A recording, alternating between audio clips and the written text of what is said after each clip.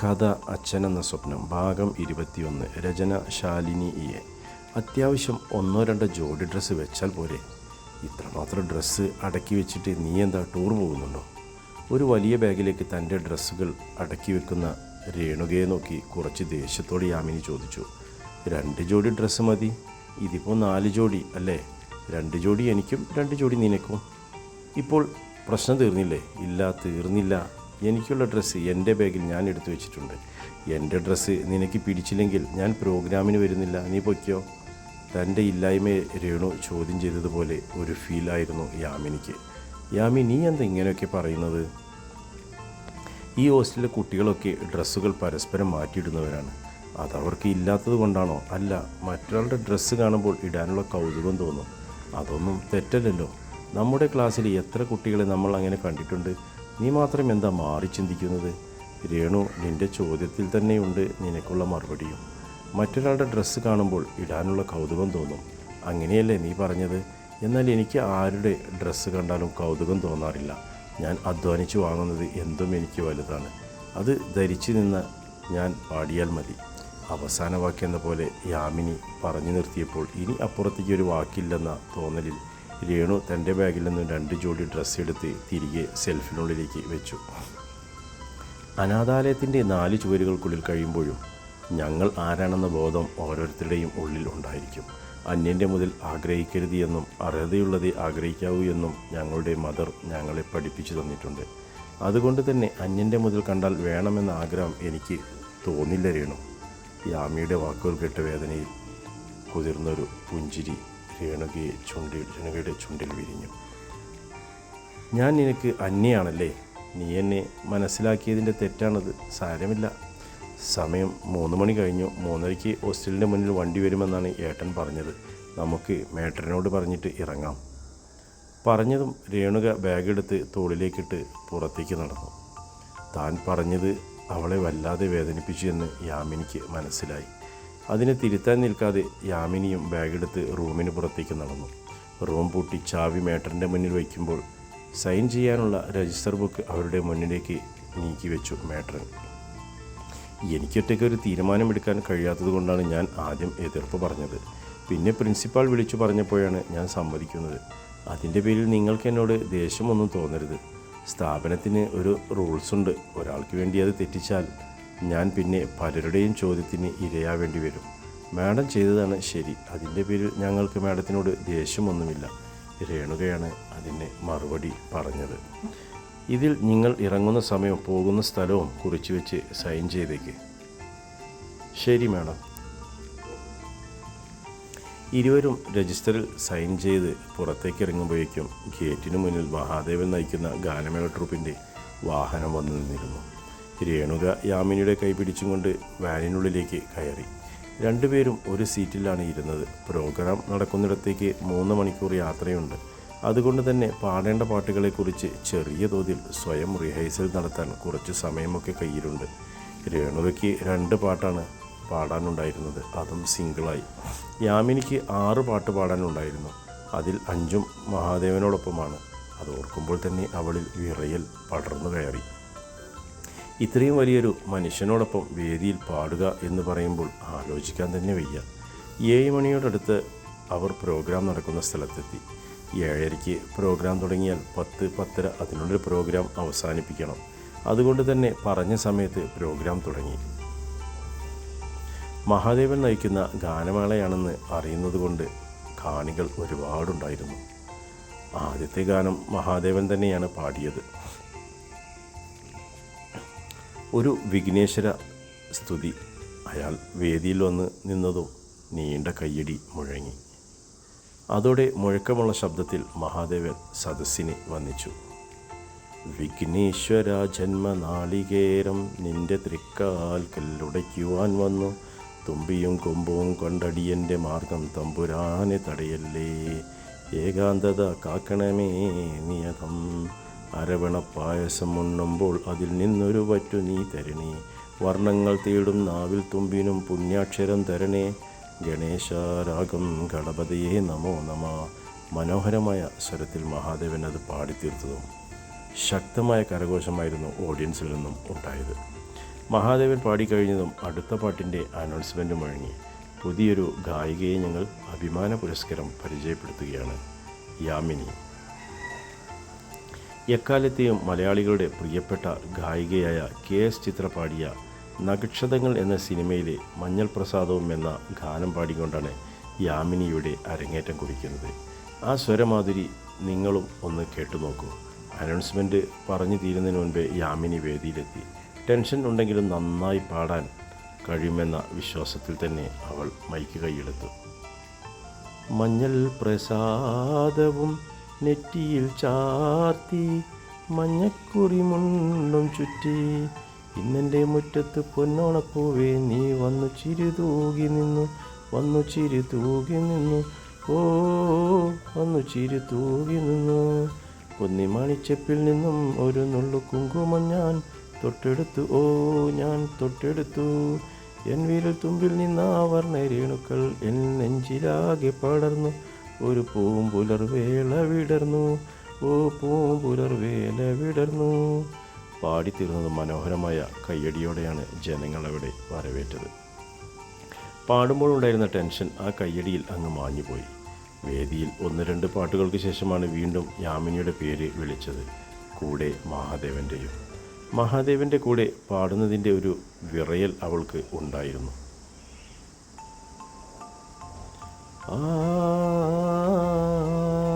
മഹാദേവൻ പാടുമ്പോൾ അവൾ പേടിയോടെ അയാളുടെ മുഖത്തേക്ക് നോക്കി. അയാൾ പേടിക്കാനൊന്നുമില്ലെന്ന് അർത്ഥത്തിൽ കണ്ണുകൾ ചിമ്മിക്കാണിച്ചു. അതോടെ അവളും ചുണ്ടനക്കി. പൊന്നിൽ കുളിച്ചു നിന്നു ചന്ദ്രികാ വസന്തം ഗന്ധർവഗായകൻ്റെ മന്ത്രവീണ പോലെ നിന്നെക്കുറിച്ചു ഞാൻ പാടുമീ രാത്രിയിൽ ശ്രുതി തീർന്നു മൗനം അതു നിൻ മന്ദഹാസമായി പ്രിയ തോഴി.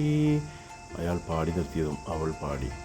പൊന്നിൻ കുളിച്ചു നിന്നു ചന്ദ്രികാ വസന്തം പവിയം പൊഴിയും മൊഴിയിൽ മലർശരമേറ്റ മോഹമാണു ഞാൻ കാണാൻ കൊതിപ്പൂണ്ടണയും മൃദുല വികാര ബിന്ദുവാണു ഞാൻ.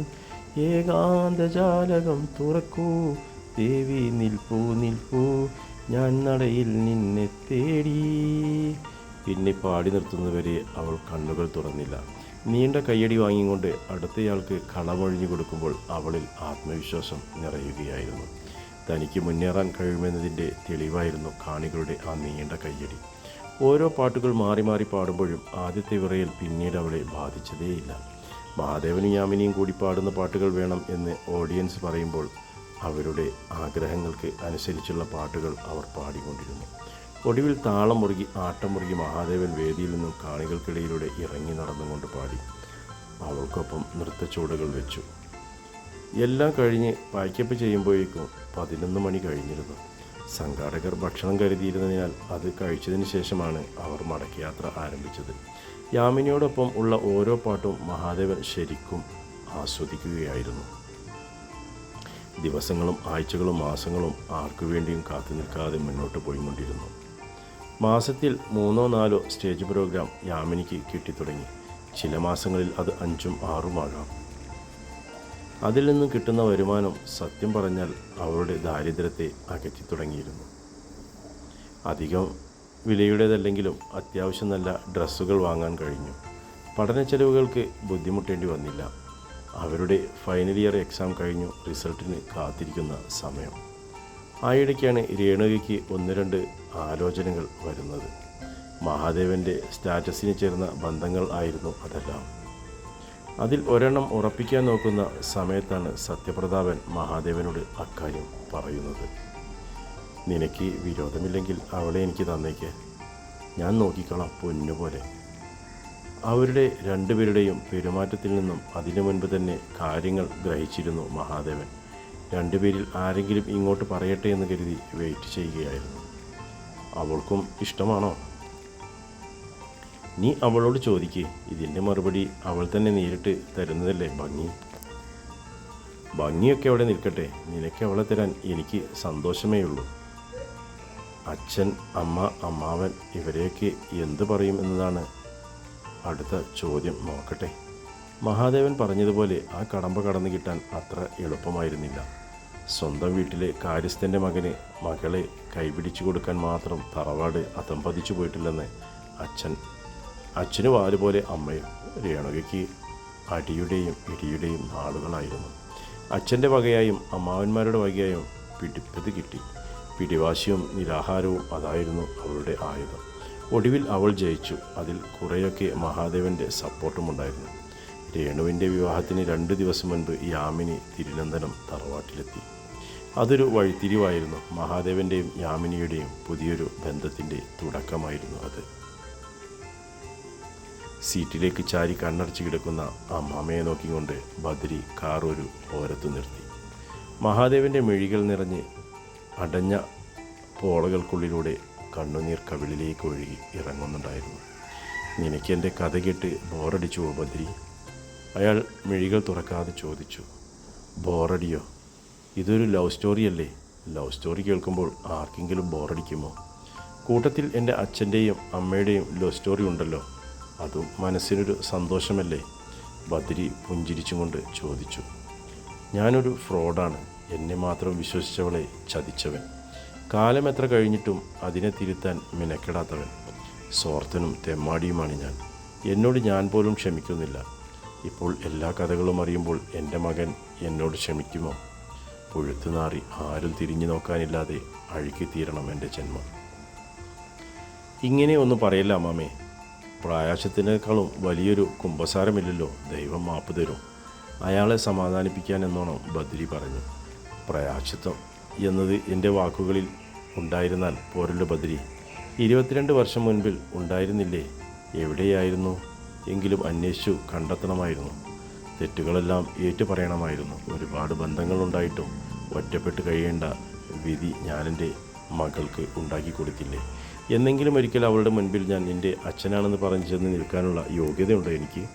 അമ്മയുടെ ജീവിതം കൺമുന്നിൽ കണ്ട അവൾ എൻ്റെ മുഖത്ത് കാർക്കിച്ചു തുപ്പില്ലേ?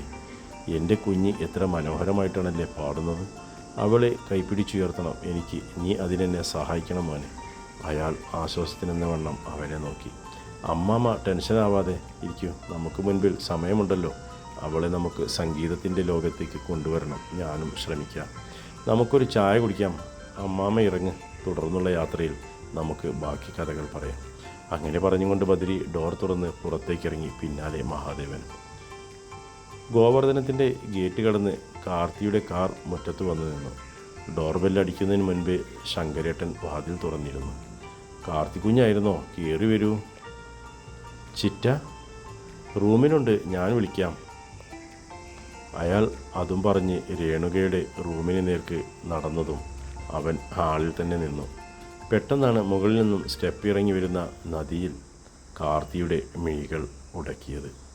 ഒരു നിമിഷം കൊണ്ട് അവൻ്റെ മിഴികൾ വിളർന്നു. ഉള്ളിൽ നുരഞ്ഞു പൊന്തിയ വികാരം വാത്സല്യത്തിൻ്റേതായിരുന്നു എന്ന് അവൻ തിരിച്ചറിയുന്നുണ്ടായിരുന്നു. കുഞ്ഞോള്. അവൻ്റെ ചുണ്ടുകൾ അങ്ങനെ മന്ത്രിക്കുമ്പോൾ അവളുടെ മിഴികളും അവനിൽ തന്നെയായിരുന്നു. പരിചിതമാർന്ന അവൻ്റെ മുഖം ഓർമ്മയുടെ താളുകളിൽ അവൾ തപ്പിത്തിരയുകയായിരുന്നു.